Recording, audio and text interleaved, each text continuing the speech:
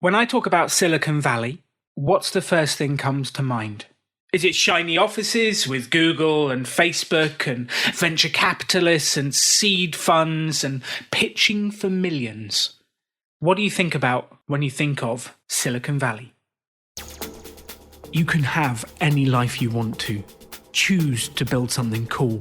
Choose to take action. Choose to work to make your dreams become reality. Stand out. Be different. Be yourself. Be a rebel entrepreneur. Welcome to the Rebel Entrepreneur podcast, and I have been excited about recording this episode all week. Today I have with me Jennifer Vessels. Welcome to the show, Jennifer. Thank you. It is lovely to be here, Alan. I'm really excited about this because, Jennifer, you've been working at the heart of Silicon Valley in different ways for many years, and you've worked with Google and Netflix and Palo Alto Networks and Adobe and all sorts of different businesses. And you have an insider's perspective as to what Silicon Valley actually is. Yes, and it has been an absolute pleasure to see the growth and the expansion and the fabulous impact that we've had over the last 25 plus years. It's a wonderful, wonderful place, and I'm delighted to call it home. It is an incredible place. My wife and I went on holiday to California, and we designed ourselves a little tour of Palo Alto and Silicon Valley, where we drove around the garages where all the businesses had been started. And I think Katie was a little bit bemused at the fact I was taking selfies of myself outside garages with her and wondered what the hell I was doing. But is Silicon Valley really venture capitalists, seed funding, big investment? Is that what Silicon Valley is truly about? Because that's the kind of image you get from the TV shows and looking in from the outside. Is that what it's really about? There is certainly that aspect of Silicon Valley. There's some of the largest VC firms, some of the greatest companies have been built from Silicon Valley. But I would say the real core essence of Silicon Valley is about people. It's about people with passion, people that come without money, people that risk everything, and they come with a vision, and they come with a desire to build something, to make the world a better place, to build something that fills a need, that takes care of an inefficiency in the market.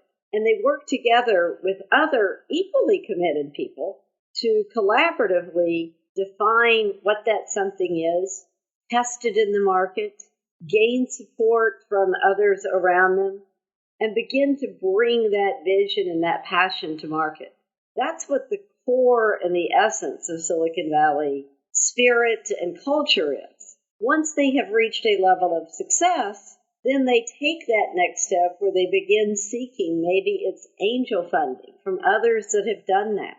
They then grow to a first level of some investment funding once they've grown. And ultimately, when they get to the larger levels, then yes, there are large VC firms. There's lots of incubators. There's lots of places to help them accelerate. But it really starts literally in a garage with two people that don't have money to rent the house. They rent the garage, and they live on beans and rice, and they bring their passion to life before it becomes the big, glitzy Silicon Valley success story. A lot of times when I see the programs that talk about the successes, they leave out those first 1 to 10 years of living in the garage, not taking pictures of it, living in it, trying to sustain on as little as possible based on the passion. It's not about the money. It's about the vision. It's about changing the world. It's about people working really, really hard to bring their views into the world. I love that. And there is so much there for me to unpack in that one piece. Where do I start? I think it's really interesting because you spoke about the first 1 to 10 years, which is actually quite a long time frame that gets skipped off the stories of people building businesses. And we actually had one of the co-founders of Starbucks, Zev Siegel, on the show a couple of weeks ago. And he was saying that he started by making the furniture for the first store in his parents' basement. And I think it's sometimes those elements that we forget. So why do you think it is that people want to jump straight to give me the funding? Why are they trying to jump from it's an idea that I've written on a piece of paper, now give me $5 million or pounds? Yeah, so just one clarification. When you say people jump to that, what people jump to that? Well, there's this belief that I've got to get the funding to launch my business. I need the money first.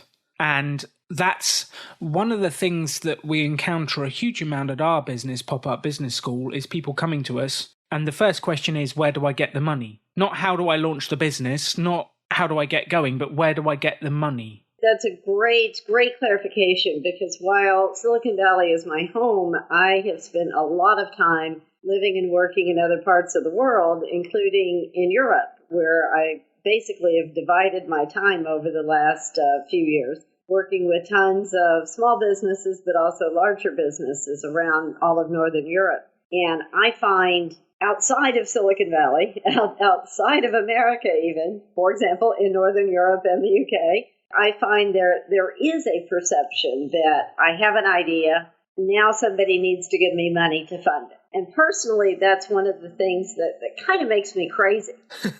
Because in my Silicon Valley view, you say, I have an idea. Now give me 3 people to run this by. Let me talk to people about it. Let me work hard on it. Let's try it out. Give me a few more people to go try to sell it to and see what their reactions are. Will they buy it? Then I go back and I revise based on that, and I try again, long before one would ask anyone for funding. Because until you get to a point where you have a product or a service or a something defined, and you have customers, people that are willing to actually pay money to use it, you don't have a business. A business means you've defined something to meet a need. You have customers, people that recognize I have a need and this meets it, and hence they're willing to pay something in some way, shape, or form in order to access that product. To me, that's the definition of a business. Until you have that, you can't really ask someone to fund it because it isn't a business. But I've got an idea, Jennifer. I have an idea. Surely that's worth a fortune. Oh, I look forward to hearing the fortunes that you make when you build that idea into something. And in my opinion, it's up to the entrepreneur on his own to fund going from an idea to a business. In Silicon Valley, that's where if you're fortunate enough to own a home or an apartment or a car or anything, you take a mortgage on it, you sell it, you do anything to get that first seed funding that comes from yourself. Now, you might go and ask your friends and family. We talk about friends, family, and fools. And we all have friends in our lives for which we have been the friend, family, or fool, where we've said, yes, I absolutely agree. You have a phenomenal idea. It is a problem I have. I want to see the solution to that. Based on that, I personally will loan you, or I will give you $5,000 to cover your beans and rice for the next year so you can actually do that. I will pay your grocery bill. I mean, that's just me as a friend. That's not asking a venture capitalist or an angel investor to fund your passion. No, because it needs to be turned into a business to actually know if it's going to work or not. And I really enjoy what you're saying. We talk a lot about starting from sales, not from debt. And I think there's a big distinction between can I borrow some money to get going, that's starting from debt, versus can I go out and get some customers? And if I've got a customer, they'll give me money to fix a problem, then I better make it work. And that's starting from sales and profit. Absolutely. Absolutely. That's a business. That's truly the Silicon Valley style. I love that because I never would have thought that was the true Silicon Valley style, because the perception is it's all glitzy, well-funded, venture-backed. I'll have a nice Mac. I'll sit in my nice office with a lovely chair and I will make things happen. But maybe that's just what the rest of the world thinks Silicon Valley is about. That could actually be the case because, I mean, we have certainly had some dramatic successes and there's been some fabulous shows and some fabulous PR to show the glitzy side. One thing I will clarify, and when I say Silicon Valley is all about people, it is about people, and there are a lot of them in a reasonably small radius, if you will. We're, depending on how you count it, anywhere between 6 to 8 million people. People that typically come from other places. The statistic is somewhere that 90% of the people in Silicon Valley were born somewhere else, either another state, another area, another country. And people that come to Silicon Valley tend to be risk takers because while it may look glitzy on the television programs, it's not always easy to live in Silicon Valley. There's a lot of people, a lot of traffic, a lot of competition, a lot of high expectations, because there are some great successes. So it's a high bar to reach. So there are some challenges with living in Silicon Valley and these 6 to 8 million people. But to the positive, within that 6 to 8 million people, probably 50% of us have in some way had that experience of having a dream, having a passion, having started something, having failed at it or succeeded at it or gotten it to a certain level where we still aren't sure whether it's going to fail or succeed. So there's a lot of support for people that are entrepreneurs and have a passion because people understand what it's like. So in Silicon Valley, compared to a lot of other places I've been, you have this idea. It's fairly easy to call up 3 people and say, I've got this idea. Can you help me? Can you come together and let's meet and let's talk about it? I need an engineer that does X, and I need him to do this without making any money because I don't have any money. And chances are they'll say, yes, I know the engineer. He worked on my project, and he'd be happy to come in and help you to get it to a certain level. So there's a lot of advantages in Silicon Valley through people that have a shared passion for building something, that have the experience of doing it in the garage without money.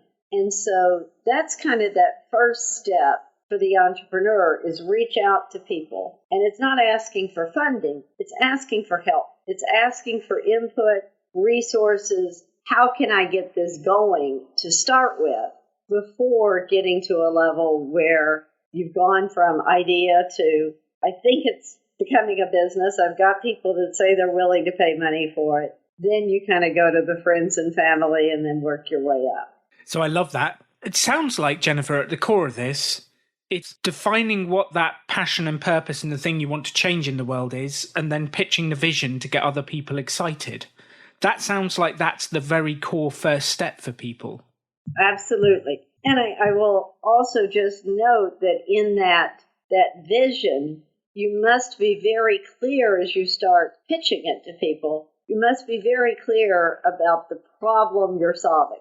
So I often hear entrepreneurs that come with the vision saying, I'm going to build a product that does this. It will look great. It will be the best in the world. It will have all of my skills built in, and it's going to be the glitziest thing ever. And I ask, so what problem is it solving? I want to build something that looks like this, and it's really, really cool. It's got to solve a problem for others. Yes. And so I would strongly suggest for that entrepreneur that has a passion, that passion is not only about building something, but it's got to be about solving a problem. So I would encourage him or her to think about what skills and passion do I have that can be applied to a real challenge, inefficiency, something that's missing in society today. I love that. So I'm almost seeing a Venn diagram in front of me of the skills that I have, the problems that I can see in society, and what's the intersection between the two where I can make a difference. Is that how you're envisaging it? That's perfect. That's absolutely perfect. Well, there's some homework. If you're listening to the podcast now, do this exercise. List out your skills, list out your passions, list out where you have some talents, and then list out the problems that you can see around you. And I don't know if you've ever done this, Jennifer, but one of the techniques my business partner and I use, I nicknamed it the rant technique, which is just a fancy way of saying, like, get angry at things. What's the problems? Go on a rant. Look at what's wrong in the world, and that'll give you a whole list of things that you think need fixing. And my rants have ended up in lots of different businesses over the years because you actually find out what annoys you. Sometimes it just uniquely annoys me. Like, I think there should be a traffic system in supermarkets because people always bump into each other and it really annoys me. But it turns out the rest of the world didn't think that was such a big problem. But then quite a few of the problems that I come up with do seem to annoy other people too. And they're things that are genuine problems in the world. Is that the kind of thing you've seen before, the rant technique? But you've probably got an official name for it. Well, I actually haven't heard it called anything of that nature, but I absolutely love it. And I'm envisioning, and kind of my way of looking at Silicon Valley, I have a vision for what I want to do. I believe, based on my ranting, the problem is this. That's where you call those 4 people and say, this has always driven me absolutely crazy. Is it the same for you? Yes. Does it annoy you too? Yeah. If you get 4 that say, oh my God, you're absolutely onto something, then you're onto something. Just an example. I mean, Uber. That's how Uber started. This wasn't a business strategy. This was the founder of Uber in Los Angeles on a Saturday night trying to get a taxi and saying, this is absolutely flippin' ridiculous. I can't find and can't call and I can't get a taxi to get me home. And yet I see 10 cars every 5 minutes drive by with an empty passenger seat. I feel kind of stupid sticking out my thumb and hitchhiking at 12 midnight. There's got to be a better way. They have space in their car. I have a need. That was his rant. I love that. People, they said, you got a point there. Let's see if we can figure out a business. That's fantastic. I feel like everyone listening to this should invest in a pocket notebook or use their smartphone to capture everything that annoys them for the next month, because there's gold there somewhere. Absolutely. I love it. We could be launching the whole new wave of entrepreneurs here. That's the plan, definitely. So, Jennifer, how did you get into all of this? How did you get into working in innovation and in these big companies? How did this all start for you? Yeah, good question. So I started out kind of by accident in technology. I had a degree in business and had a phone call from a company asking me if I wanted to sell computer systems. And it was computer systems for businesses. So started out in sales, grew into sales management, ultimately went to a startup, had that wonderful experience in software. And in the third company I worked for was in networking, called Ungerman Bass, was competing, if you will, with Cisco, and had the opportunity with UB to restructure the company, new leadership team, came to Europe, lived in Europe for a number of years with UB, restructuring, realigning. And when it was time to go back, I was not ready to. So accepted an offer from Tandberg, which was based in Oslo, Norway. Today, Tandberg is the video collaboration for Cisco. Oh, wow. We built the international business for Tandberg under my leadership across Europe, and then launched Tandberg US, at which point I ultimately went back to Silicon Valley and founded Next Step, which is a consulting company that helps organizations grow to the next step, which includes a lot of entrepreneurs and small businesses that need to professionalize and scale. And over the years, we have grown with those businesses, which have included various areas within Cisco, Google, Palo Alto Networks, number of companies, as well as Adobe. I'm very proud that had the opportunity with Adobe a few years ago to lead their transformation from creative suites to cloud, and really sparked that whole wave of business model change to as a service, which has really become the specialty today of Next Step, is helping companies grow, change, and adapt and transform to be more innovative in the new future. So where did the idea for Next Step come from? Seeing a need. It really, when I went back to the U.S. in launching Tandberg, I really saw a huge need in companies and people and leaders for best practices in how to grow a business. Most of our clients, most entrepreneurs, are good at what they do. when they list out those skills, I'm a good software programmer, or I'm a good technical engineer, or I'm good at fixing cars. They're not good at how to make money at it. And so that was really where next step came, as how do you take what you're good at once you've identified the problem you're solving and use some best practices, sales, marketing, leadership, to build a business, which means building revenue. Jennifer, one of the things that I picked up on as I was listening was the fact you started, one of the starting jobs was in sales. How do you think that grounding in sales has helped you throughout your career? And yeah, let's start there. Well, one question at a time, Alan. Sometimes I ask 5 questions at once and I have to catch myself. One question at a time.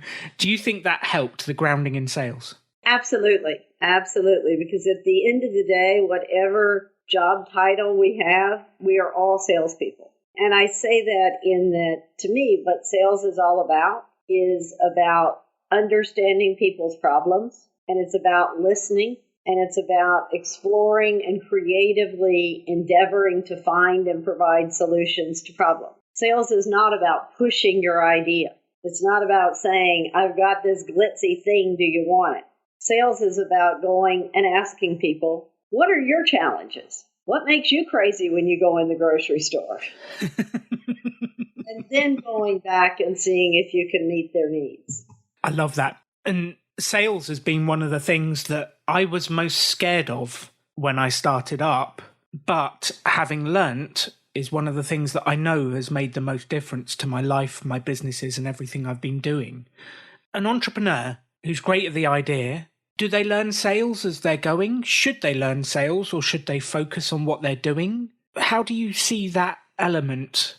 Yeah, it's a great, often unasked question. And the answer really is that they should. They should learn through practice. And I personally believe the only way we really learn something is we try it. And sales is a perfect example of that. You can't just go and read a book. There's tons of books on value selling, consumer selling, customer-oriented selling. It's all about getting used to having conversations. And I do find that many entrepreneurs, and especially, unfortunately, some of the younger ones that come out of education programs today, where they've gone through a innovation leadership course, or they've taken entrepreneurship, they come out with skills on how to write a business plan, how to do a business case, how to put together a pitch deck. They also come out with skills on how to build software, how to do analytics. Those are fundamental skills that are absolutely important and critical, and knowledge. But to really learn sales, it starts with thinking about the problems that you envision in the world, your rants, and then thinking about who might have this problem. In sales terms, that's your target audience. So you think about others that may agree with this problem, and you call them up and you invite them to have a coffee or a Zoom or a conversation, and you ask them questions. Sales is all about asking questions. What makes you crazy when you go into the grocery? Don't get me started. But that's really the best way of learning sales, is truly getting started in having conversations. On episode 4 of season 1, we had a gentleman called Sean Jenkins who started Benefit Focus, an incredibly large software company. And I was so impressed by him. Before he launched the business, he knew he wanted to get experience in sales, software development, and leadership.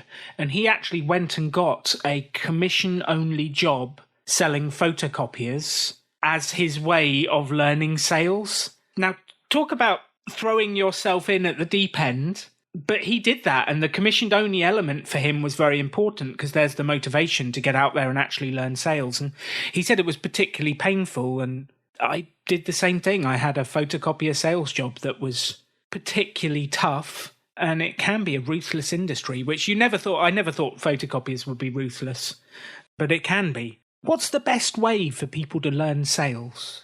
Yeah, good question. I mean, you and Sean chose the most painful way. That's for sure. I mean, did we? I give you a lot of credit for that. huge. There's a number of ways. I mean, as I say, there's a lot of books. I mean, certainly there are books that are good basics. I would strongly suggest reaching out to somebody that does sales coaching, for example. That's one of the things that I do, and it's one of the things I love doing with people. And it's really just a simple process of go through what are the basics, how do you ask questions, how do you build interest, what do you do with the answers that come back to those questions, and work it through a 6 months to a year process. And it doesn't even have to be part of their day job, because in many ways, as I say, sales is part of everybody's job. Even if you're an engineer in a large company, British Telecom, for example, there's an aspect where you're selling your ideas. You're selling why you should get priority for the funding for this great conference. You're selling to your boss why you should get a promotion. Those kinds of just day-to-day activities can be the core of exercises while you're working with a sales coach and practicing some of the methodologies that are core to that process. And I've always believed that when I come home and speak to Katie in the evening, I'm selling whether we go for Indian food or pizza. And I'm selling my vision of that. And I think you're right. Sales infiltrates every area of life. And you're selling ideas to your kids. You're selling your holiday that you want to go on to your partner. You're selling. We're constantly selling. That's what we do as creatures and humans. Absolutely. And in fact, one of the people I'm coaching right now, I mean, she had a great example 2 weeks ago that she did manage. She never thought she could, but she did manage to sell to her husband to go on the vacation that she wanted to go on, as opposed to what he has had planned for the last 5 years. Now, there is a sales challenge with some entrenched objections. Absolutely. So it is possible, and she's onward and upward now. Yes. And I think the people listening, those are some challenges you can practice on and have fun with. They can also be dangerous, but that's a whole nother subject. So you founded Next Steps to help companies grow. And that's actually one of the things entrepreneurs have to do at the very start. Like if you were to lay out a roadmap to a new business who was like, let's say they've got the first few customers, but they're trying to figure out like, how do we grow?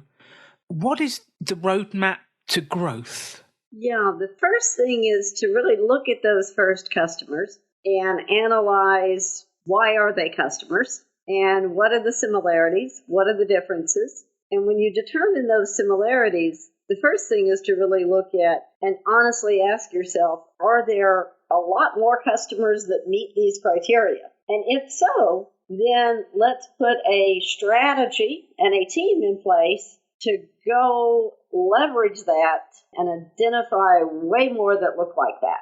And that could be through hiring salespeople. It could be through better marketing campaigns to reach on a broader basis. It could and often be through partners. Others that sell something similar to you to people that look like your customers. Maybe companies that are already selling to your customers that would want to take you into other organizations. If you look at those customers and they don't seem to have any similarities, or there's not enough that fits that criteria to really build a business, then you need to start looking at what are those characteristics and where could we find those characteristics elsewhere, and identify new markets and new types of customers, and then start that process of validating that those potential new customers have a problem and they see value in what you provide, and build in that way. What I often see entrepreneurs do is when they get those first, let's say 10 customers, they don't take that step back to say, let's analyze those 10 and make a choice whether to go more down that direction or to find new directions. They simply say, we've got 10, we'll keep doing this. And if they've got 10 that are very diverse, they keep trying to do more and more and they never get anywhere. The second thing that I see entrepreneurs do that holds back that growth is they believe that what got them from the garage with a piece of paper to having 10 customers and a little bit of revenue, they believe that what got them from point A to B is going to really get them further. And it doesn't. I mean, those first months, years to get to those 10 customers, that's all about, we call it scrappiness. Do it anything you can, beg, borrow, steal, live on those beans and rice, put your soul and your passion into it with a few other people, ideally, that are willing to do this without pay. That can only go so far. Yes.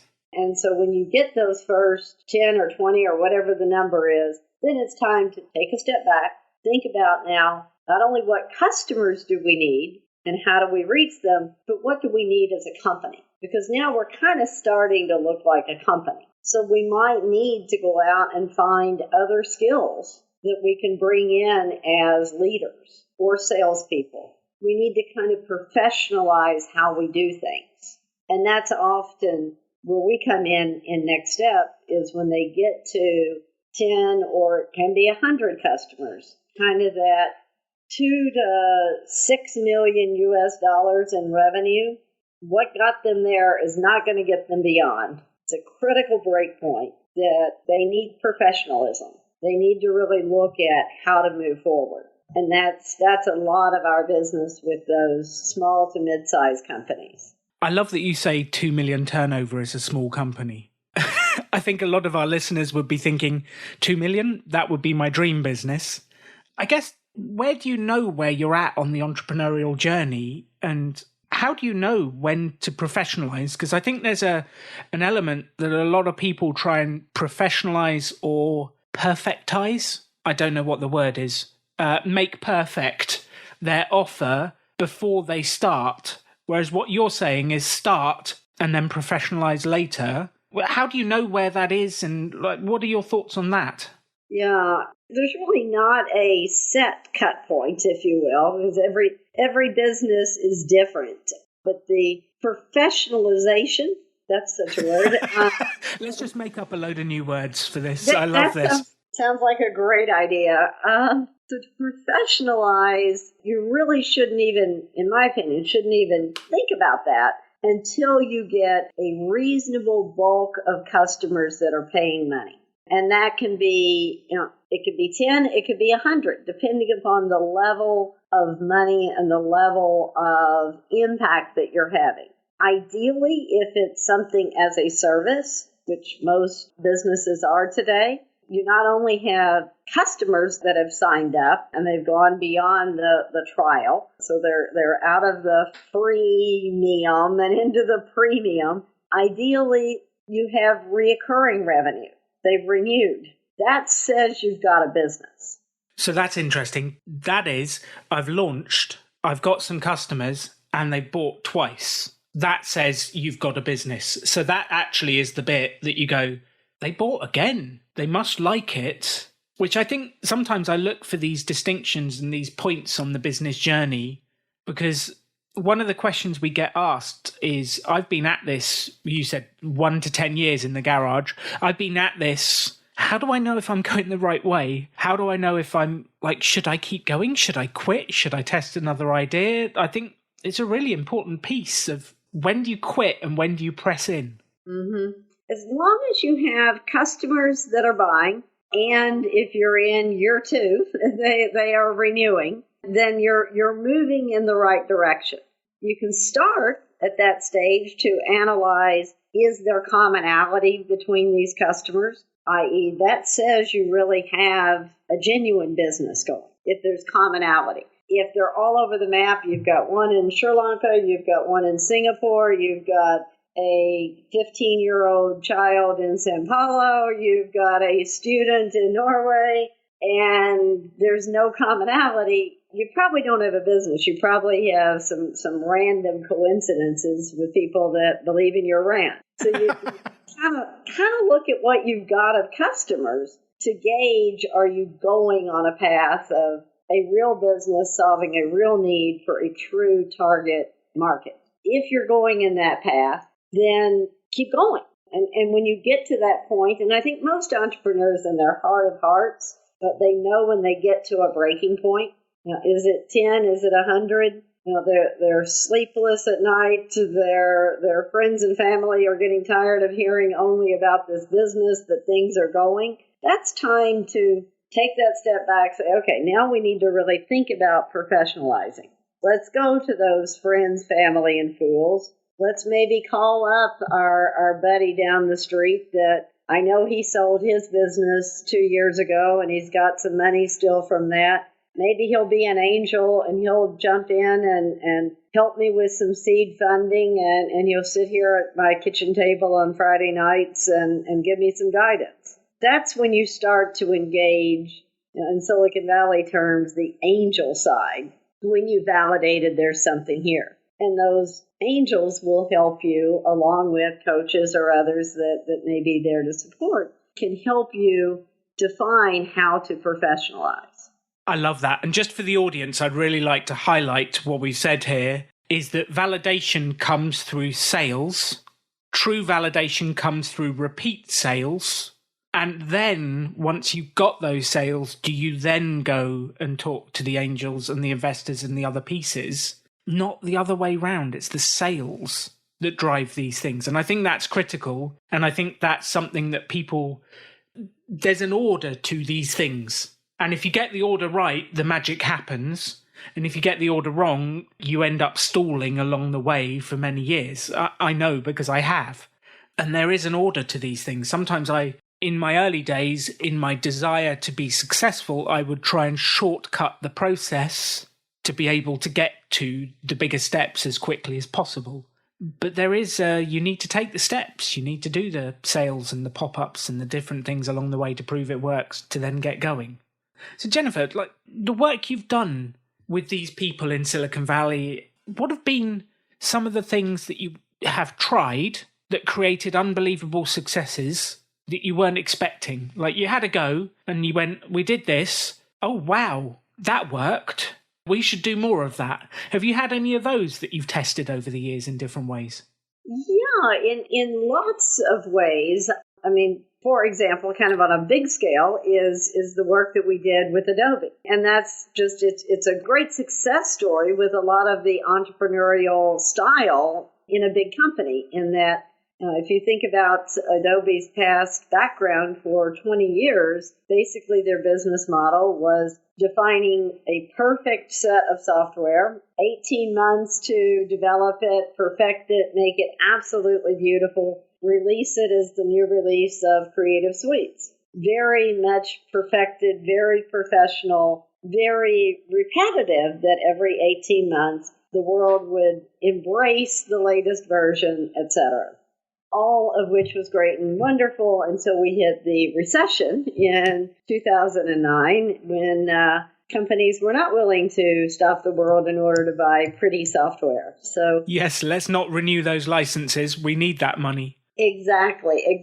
So while there's 20 years of great history, it was an opportunity for the leadership team of Adobe to say, hang on, what we've been doing isn't working and will not work through this period. And by the way, people don't want to wait 18 months any longer for software. They want what I want when I want it. It doesn't have to be pretty. It doesn't have to be perfect, but they need capabilities. For example, the iPad had just been launched.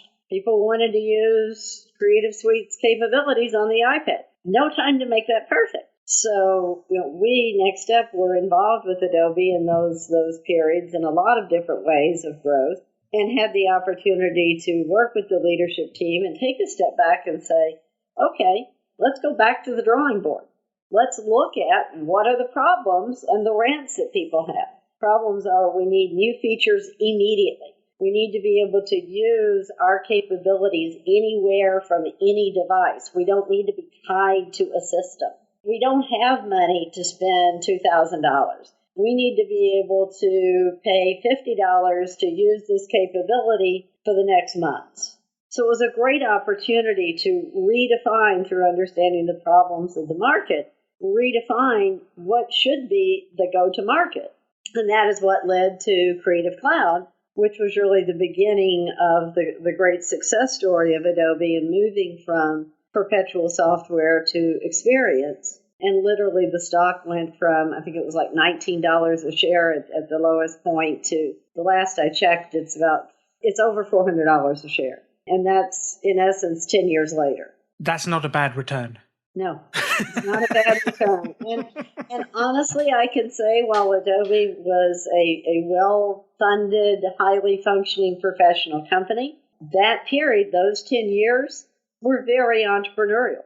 It was going back to let's talk to our customers. Let's figure out their problem. Let's try something. We have no idea whether it'll work or not. Let's try it and get out there and see if people buy it. And if they do, great. If they don't, we'll try something different. And it was all about focusing on getting adoption. Then once we had adoption, getting renewals, because that validates that this is working. I love that, what you've just said with let's try and sell it. If it doesn't sell, we'll move on quickly and try something else. That seems to have been my career. Is I've tried to sell a lot of things. Some of them have gone hideously wrong and we sweep them under the rug and we don't talk about them anymore. And then I move on to the next one. And Pop-Up Business School, like, that's not my first business. I've tried a lot of things to get to something that worked. But it was that process of trying things. Can you think of anything that you've tried, that you've swept under the rug, that you've gone, that didn't work, that you could tell us about? Or is that all secret and hush-hush, it's under the rug and it's staying there? There's definitely no secrets, and there's lots of things that I could probably dig up out of lots of rugs, because we say Silicon Valley is fail fast, fail often, and move forward. But one of the more recent experiences that I've had is I've always had a vision and a passion for A, helping people, and B, collaboration and connections. And so over the past 3 to 4 years, I've put personally a lot of time and energy into something called peer learning and peer collaboration, and built what is today a division of Next Step called the Executive Growth Alliance, which basically is a concept of bringing together 4 to 10 executives from different companies that have a similar challenge, and using EGA methodology, proven methodology for peer learning, having them learn from, collaborate with, and work together to solve those challenges. And like most entrepreneurs, I had the vision that this is just, it's common sense, everyone needs it. Yes, I talk to people nodded their head, yes, we need it, all good, all great. So I launched very voraciously towards that path a couple of years ago, with a fairly traditional model of bringing people together in person to work on these challenges, with the belief that their companies, because these are people typically mid-sized to large companies, their companies would pay what I considered, and from my research, a reasonable amount of money, somewhere around $10,000 to $15,000 US a year for this type of service. What I learned is it's a lot more challenging to get people to A, participate, B, pay, because in this case it was Johnny would be the person participating, but his executive team and HR had to sign off to pay, etc. Kind of became a bit of a challenge. So fortunately, timing is everything. I had reached out to a colleague who has a specific peer learning platform called Circles, and talked to him about the opportunity of potentially using his peer learning platform to do some of this virtually, instead of having to rent rooms and bring people together in local peer groups. We'd had those conversations. We'd started planning towards that at the end of 2019. So here comes COVID-19. You see where this unbelievable timing. Yeah. Serendipity and timing is everything. That you cannot do anything about. Yeah. Absolutely. So fortunately in March, when we couldn't do anything in person, we brought the platform up. We've restructured EGA. It's no longer a year commitment for $10,000. It's a come in if you've got $75 to $200 a month. Participate, gain something via the virtual platform. And I think, still early, but I think we have paying customers now.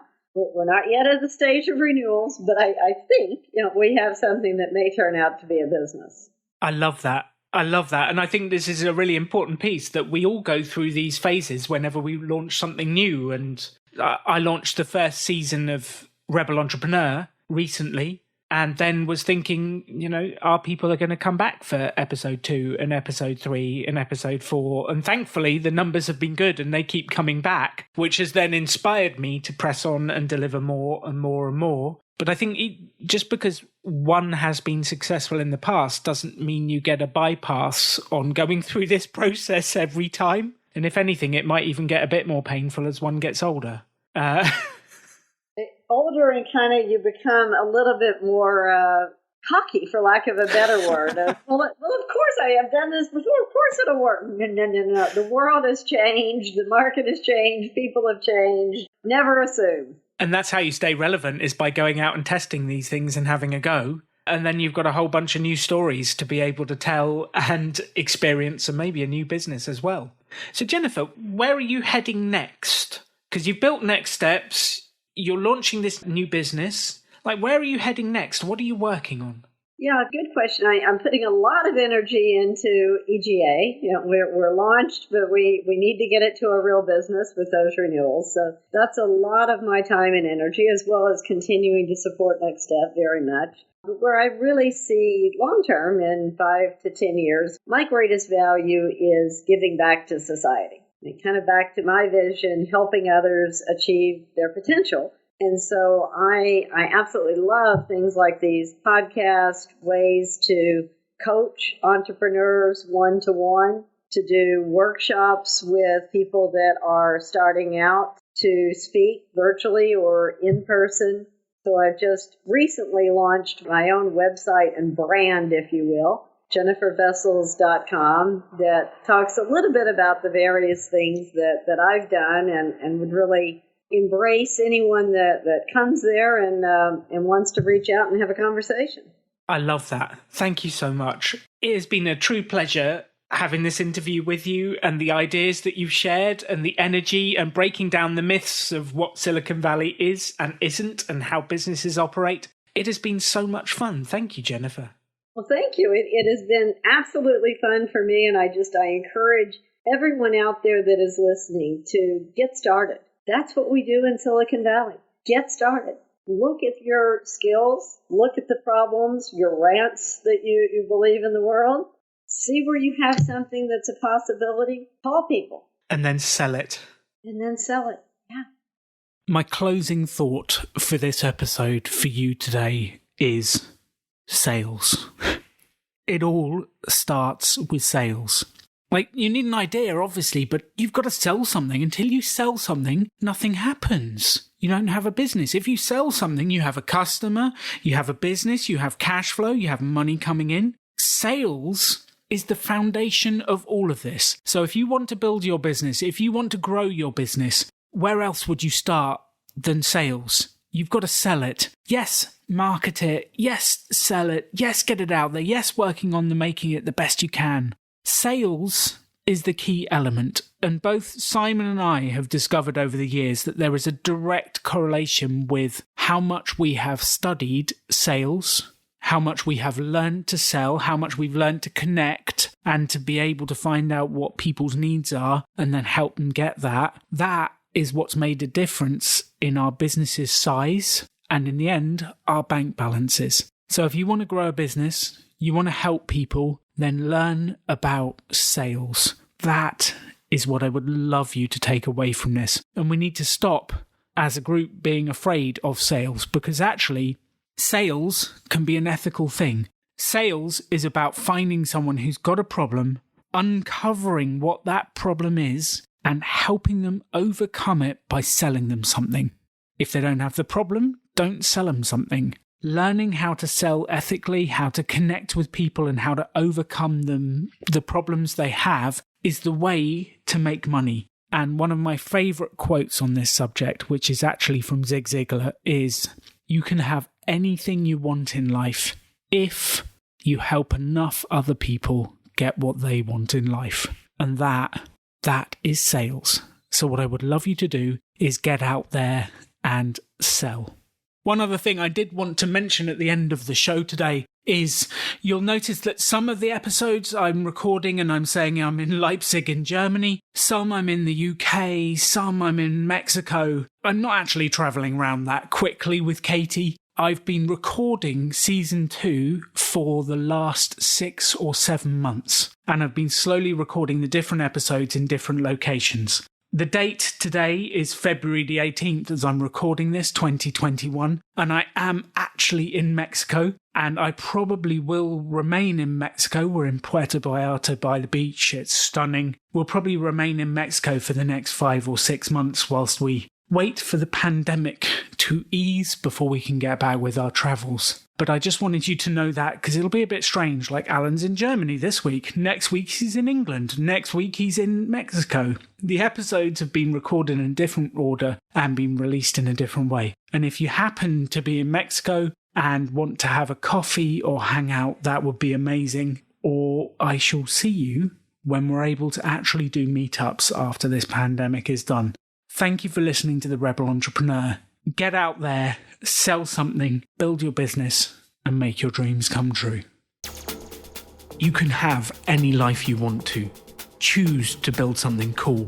Choose to take action. Choose to work to make your dreams become reality. Stand out. Be different. Be yourself. Be a rebel entrepreneur.